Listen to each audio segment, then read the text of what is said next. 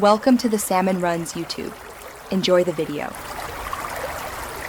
In this video, I will explain how to save documents to files on your iPhone.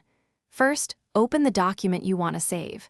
This could be a PDF, a Word document, or even an image. Next, locate and tap the share icon, which looks like a square with an arrow pointing upwards. This action will open a menu with several options for sharing and saving your file. After tapping the share icon, scroll down through the available options until you find Save to Files. Tap this option to proceed. You'll then be prompted to choose a destination for your document within the Files app.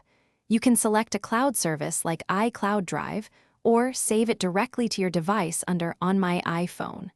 For better organization, consider creating a new folder. Once you've selected your preferred location, whether it's an existing folder or a newly created one, simply tap the Save button located in the top right corner of your screen. This action will securely store your document in the chosen destination.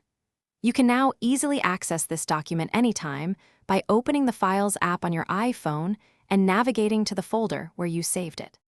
To access your newly saved documents, simply open the Files app on your iPhone. You can find it on your home screen or in your app library.